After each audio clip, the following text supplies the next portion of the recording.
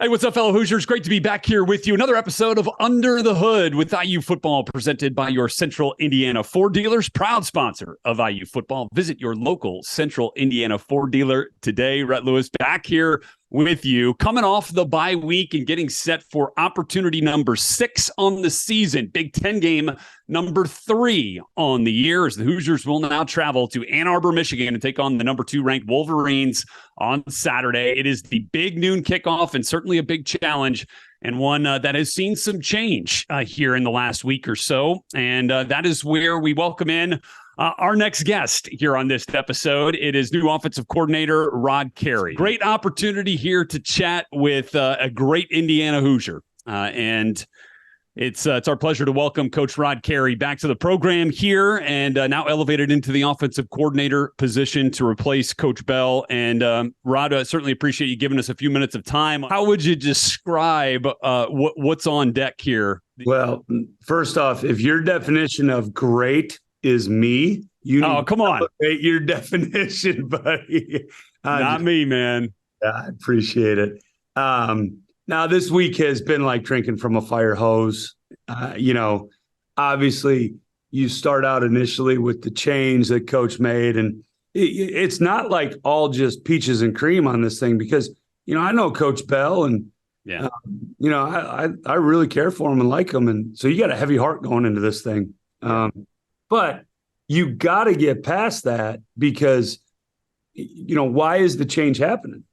Because it's not effective enough. So you got to find a way to make enough changes to be effective. And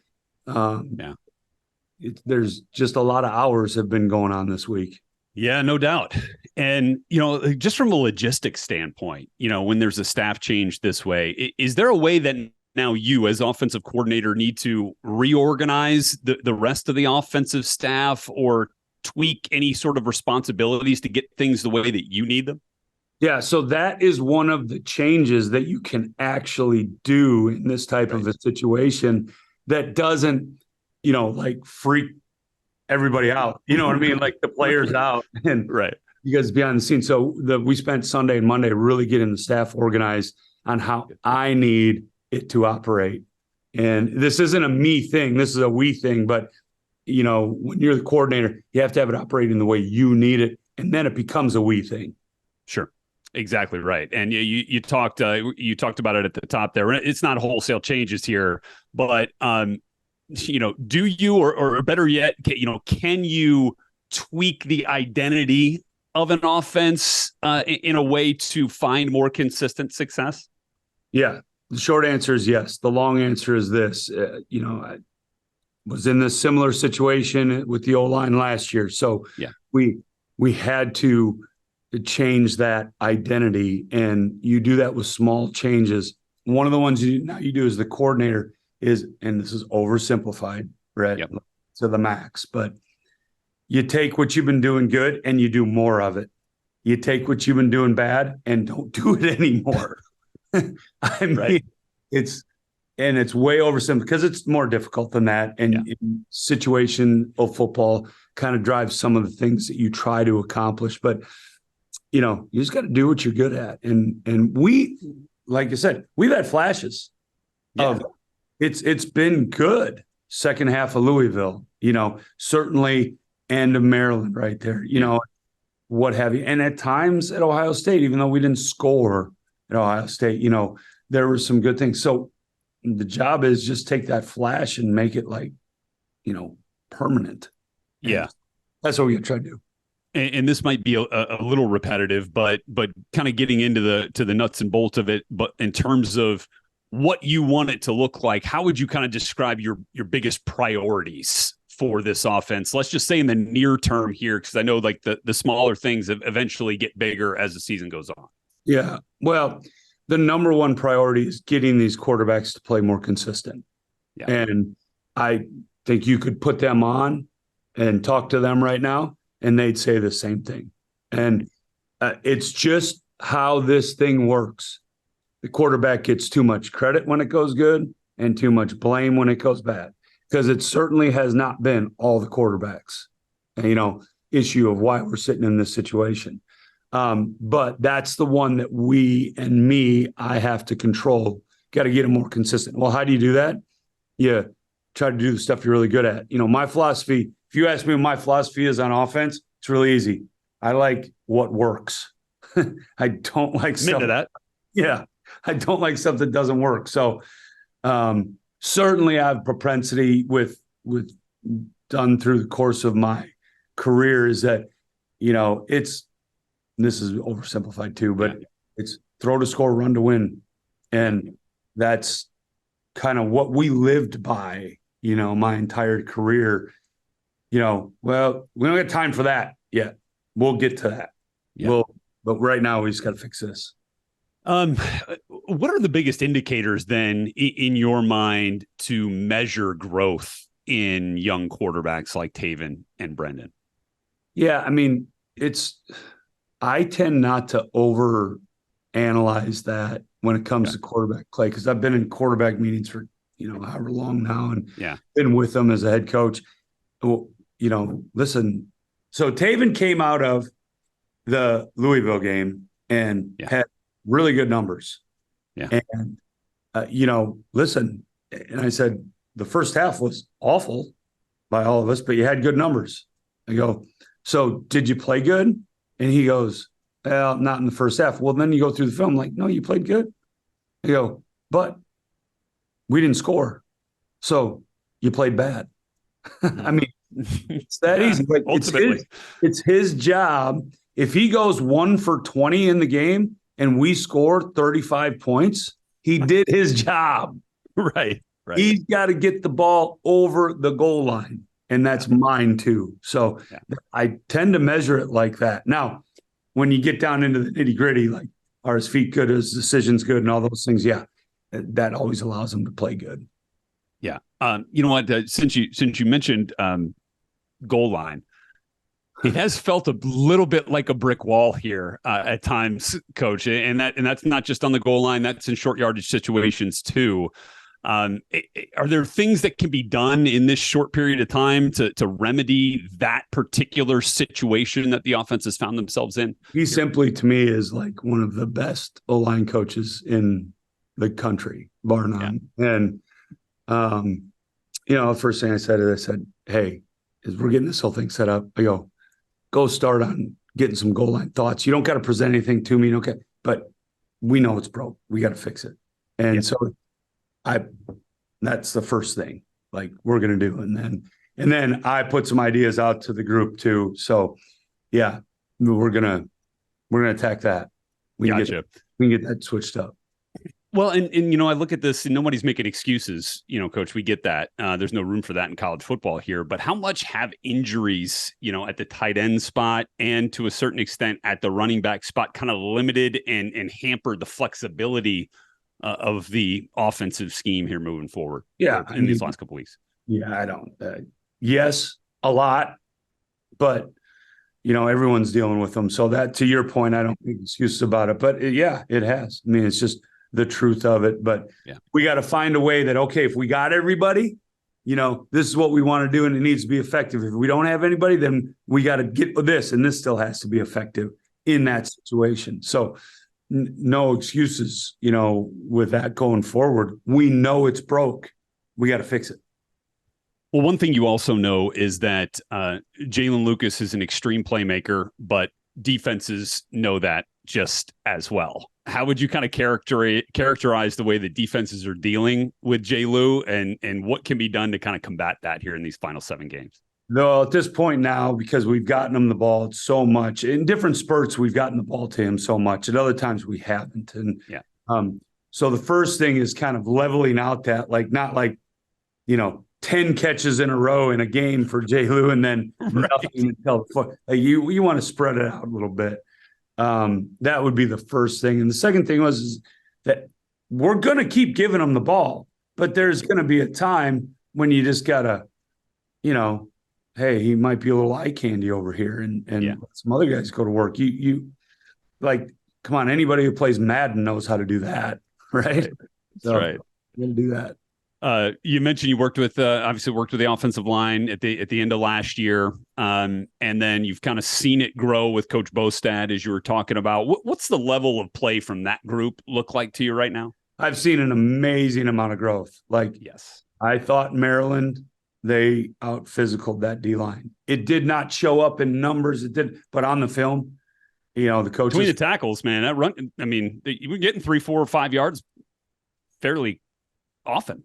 Yeah. And like that hadn't happened real consistently, and it did. So the improvements there. And I think I've told you this before. That, like, listen, there's only one way to make an O-line. It's really easy, and Coach Bostad is really good at it. You just got to break some equipment. Let's go. You got to do it over and over again. And they're starting to see some of the dividends of their work. Yeah. And that's encouraging, right? Especially with a lot of, obviously you got the vets up there and Carpenter and Bedford and Kadick, but Khalil Benson and Carter Smith, out on the edges there at the tackles. That's got to be a lot of fun for them to see the fruits of that labor as they've been putting it in. Look, the wideouts have been banged up too. We know that. But what's your goal for that group and how you can kind of best accentuate their skill sets? Well, it's really two things. Is I want them to be explosive, and, I want them to get touches. So how do you do that? Well, listen, you got to get play action, and they're good enough to run by people. So we got to do that. But then sometimes you just got to get them a touch and give them the ball, go do your thing. Even if it isn't the perfect look, the perfect whatever, go, here you go do it. So it's two, be explosive and get touches. Is what it is. And now just kind of looking from your perspective here, obviously, played here at IU. We know your influences there with Coach Mallory, but how would you kind of describe the way that you've been influenced offensively in terms of philosophy and the way that you want to call a game? Like, where does that go back to? It probably starts with my high school head coach. He ran the fear. Yeah. Okay. Well, we got a little option, but yeah, go ahead. Put out. So there's always a little bit of that element.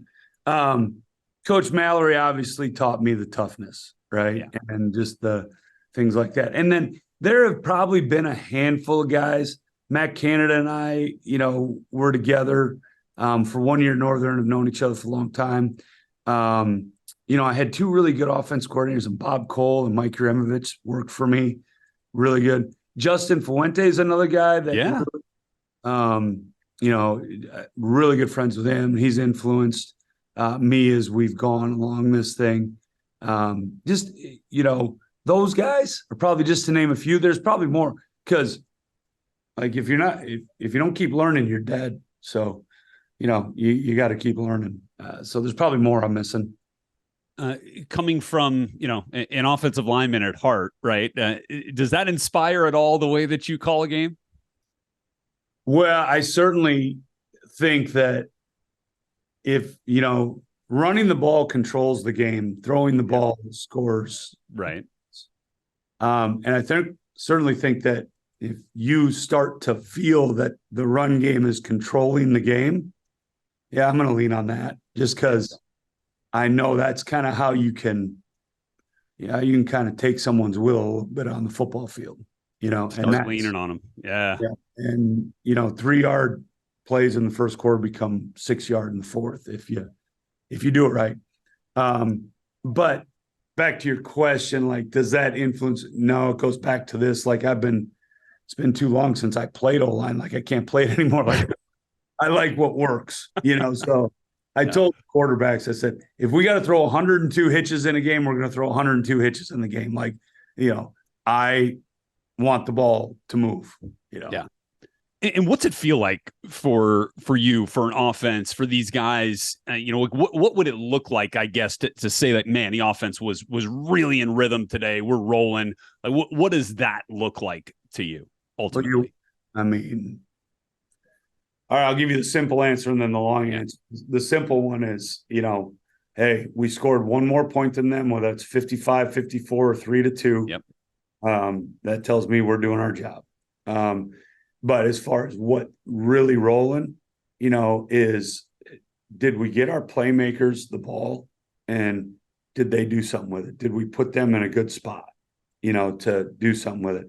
Did our O-line control the line of scrimmage? Those are the two things. Because you can have games, Rhett, that are where you run the ball for 300 yards, but then you didn't score enough points.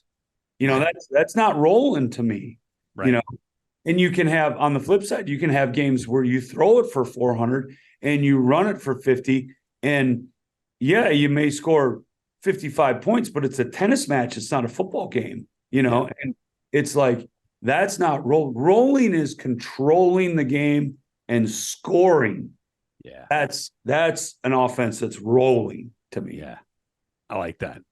That'd be something to see, right? To really get that thing going that way. Lastly here, Coach, and you've been gracious with your time. We appreciate it. Kind of similar to the offensive influences question, but it's more just coaching in general. We've asked this to a bunch of coaches that have come on here with us. It's the how and why. What's your how and why? How did you end up in this spot? Why do you love coaching?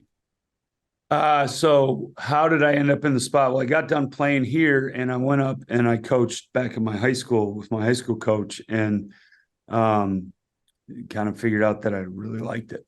Kind of got the itch. And when you're young, you're just like, oh, okay, you're doing all this, and got an opportunity to be a graduate assistant in Minnesota. And then really got more of the itch, and then got my first job at UW Stout as an offensive coordinator. And so I was calling plays, and then that was really fun. And I'm like, this is cool, So that's kind of how, and I think that how transitions naturally into why as you go through your career, because it becomes about, you fall in love with teaching kids. That's what it is. So here, I'll share a quick one with you, because I know Please. Peg says sometimes I can be long-winded. So I get fired at Temple. Okay. Yep. And hey, getting fired is not easy. And I still know the profession. I get it, but when you go through it, it still ain't easy. And we did not win enough. There are no excuses to be made. Okay. Had good success in my career totality, but at the end, we didn't. You get fired. I was in no headspace to coach. And was like, I may never coach again. My father-in-law, who's also one of my mentors since my dad passed, he's kind of filled some of that void for me. You got to know him a little bit. Okay. He's a plumber by trade. And so all the things you think about with the old school plumbers, all the normal, that's him. Okay. So he ain't got a soft bone in his body. Okay. None. And he waited, and he probably talked to me about, 2-3 months after I was out. And he was just walking by me. He goes, "You're too young and you got too much to offer yet for to sit on your can like this." And he walked away. And he was mad. Wow. He was mad.